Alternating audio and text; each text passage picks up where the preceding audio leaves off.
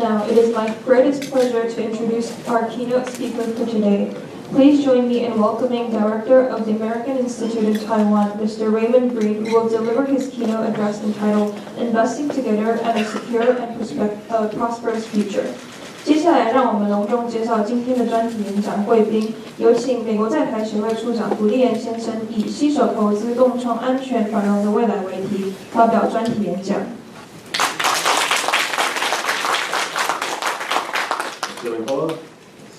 CEO Ko, Deputy Minister Chen, Senior Advisor Huang, Director General Miao, General Bo, members of the Diplomatic Corps, ladies and gentlemen, friends of the media, good morning. 大家早安. Let me begin by thanking INDSR for hosting me today and for your exceptional work to analyze the regional and global security environment. This analysis is needed now more than ever. Indeed, the world we live in today is facing security challenges unlike any we have witnessed since the 1930s, and for many of the same reasons. Just as the utopian vision of the League of Nations failed to contain deep economic fissures and historical grievances then, the false pursuit of globalism at any cost has left the world today unprepared to meet existential threats that now confront us. For too long, we turned a blind eye to the fact that certain countries were gaming global rules to build up their national power at the expense of other nations' workers and families, including Americans and our partners. The belief that economic interdependence would ensure peace led many U.S. allies to underinvest in their defense. Under President Trump's leadership, America is making urgent course corrections that will ensure our continued primacy while avoiding a repeat of the tragedies suffered in world wars during the last century. This correction started with jettisoning the embrace of unfettered globalism and internalizing the lessons of past campaigns that left many Americans wary of endless wars.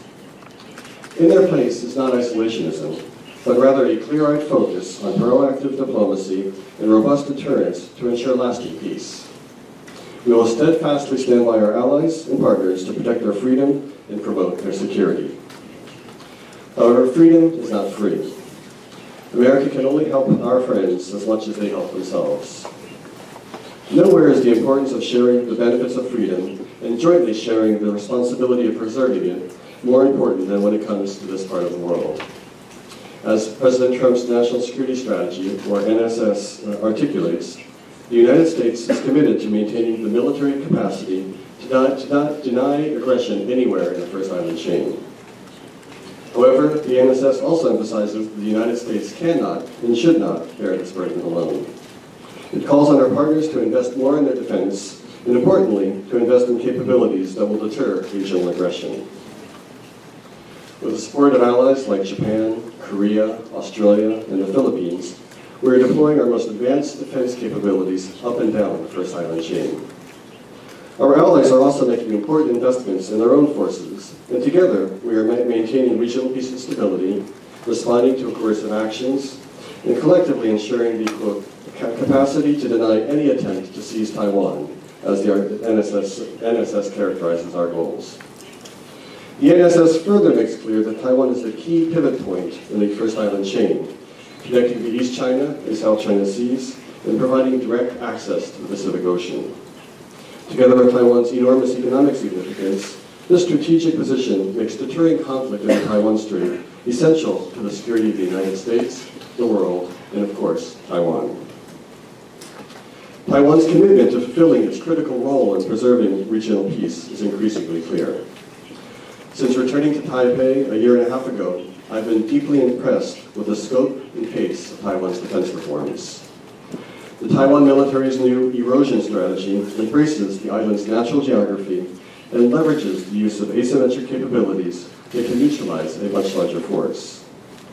Conducting an amphibious invasion over a tumultuous body of water onto a mountainous, densely populated island is arguably one of the most difficult military operations imaginable.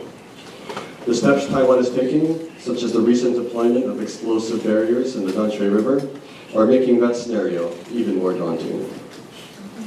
And this is not just about plans. It's about building appropriate force structure and conducting realistic training. Taiwan successfully extended its conscription period from 4 to 12 months and reformed its reserve forces. significantly deepening the pool of combat-ready personnel. A ready reserve force properly trained and equipped serves as a significant deterrent to any would-be aggressor. Another critical change in Taiwan's preparedness is instilling the concept of mission command. Mission command is an asymmetric advantage enjoyed by democratic societies over authoritarian ones. Trusting skilled subordinate commanders on the battlefield to execute their assigned tasks without detailed direction from above provides both resilience to attacks on key command and control nodes as well as operational flexibility. The Taiwan military has also demonstrated its ability to leverage Taiwan's urban environment, deploying forces in civilian neighborhoods and Taipei subways during this past summer's Hanguan exercise. Alongside that exercise, participation of civilian agencies and local government in urban resilience drills across the island showcased that deterrence is increasingly a whole-of-society effort. Taiwan's public support for these exercises underscores their growing appreciation for the role of Taiwan's military in preserving peace. The public is increasingly participating in resilience drills, showing resolve to protect their homes and their livelihoods.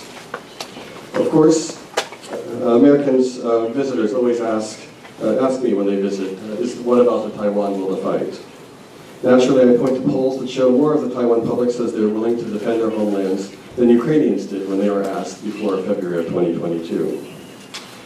Just as importantly, I emphasize that the will to fight is closely related to the will to prepare.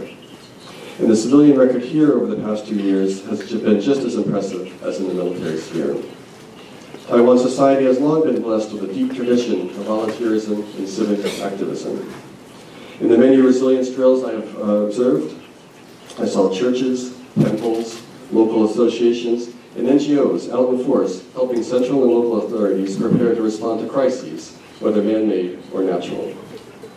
The self-mobilization of tens of thousands of volunteers to help Hualien communities impacted by floods this past fall was a real-world demonstration of the spirit. Taiwan's people always rise to the challenge and support each other, and in promoting deterrence and preventing conflict, they continue to do the same. The robust support from Taiwan's leaders and population is in turn having a palpable impact on Taiwan military's confidence. Since arriving in Taiwan, I've had the chance to visit frontline operational units, talk to soldiers, sailors, airmen, and Marines. Their morale and commitment to mission has been inspiring. It is no surprise that recruitment and retention levels are the highest they've been in recent years. What Taiwan service members need now are the tools to accomplish their mission. That is why President Lai Ching-te's commitment to increasing Taiwan's defense fund spending to 5% of GDP by 2030, including through a 1.25 trillion new Taiwan dollar special budget, is so critical. Taiwan is moving to spend more, yes, but most importantly, it is spending in smarter ways. The Lai administration's focus on acquiring low-cost, asymmetric systems like drones and anti-ship missiles, resilient and distributed communications and battlefield awareness capabilities, and integrated air and missile defenses completely aligns with Taiwan's military needs. The United States is fully committed to delivering critical systems as quickly as possible. We are also working with Taiwan industry to expand its domestic defense industrial base. These defense and technology partnerships not only will boost Taiwan's self-defense capability, but will also expand Taiwan's manufacturing capabilities, provide jobs, and pivot Taiwan to becoming a powerhouse in trusted global defense supply chains. That is why we have partnered with Taiwan to establish secure supply chains for drones and other autonomous systems.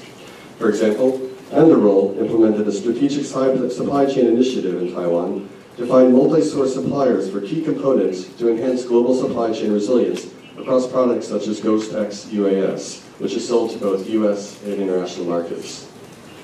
Shield AI has also invested heavily in Taiwan's supply chain, buying and utilizing tens of millions in Taiwanese components and products, and has formally teamed with AIDC, Taiwan's leading prime contractor. We're also expanding defense armaments cooperation programs. Northrop Grumman, for example, has installed a medium-caliber ammunition test range in Taiwan. The facility allows Taiwan's Ministry of National Defense to test ammunition to global industry standards, allowing advancements of indigenous development projects through the transfer of technology, proprietary procedures, and expert training. We also look to Taiwan as a key partner to advance the frontiers of defense technologies, building off the dynamism in our respective commercial sectors. For example, in the crucial field of artificial intelligence, America is already the world leader in R&D, innovation, and applications, while Taiwan provides the manufacturing and hardware backbone.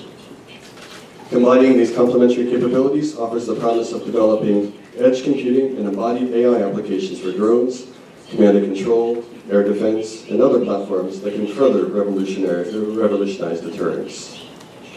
The objective of all of these efforts is to establish conditions for dialogue free from coercion. The United States has always insisted on the peaceful resolution of cross-strait differences. Until that can happen, we continue to support the status quo. A status quo that is favored by the overwhelming majority of the Taiwan people, a status quo enabled by the Taiwan Relations Act in support of Taiwan's self-defense capabilities, and a status quo that has underwritten global peace and prosperity for decades. Taiwan's actions to restore the cross-strait military balance will remove the use of force as an option and give Taiwan the confidence to engage in dialogue at the appropriate time. In closing, let me once again extend my thanks to INDSR for hosting me today. We are confident that our joint efforts, including through security assistance, strengthening supply chain security, and promoting defense industrial cooperation, will make Taiwan more secure, resilient, and prosperous. Working together, I'm confident that the collaboration will benefit the people of the United States, Taiwan, and the world. Thank you so much. 谢谢大家.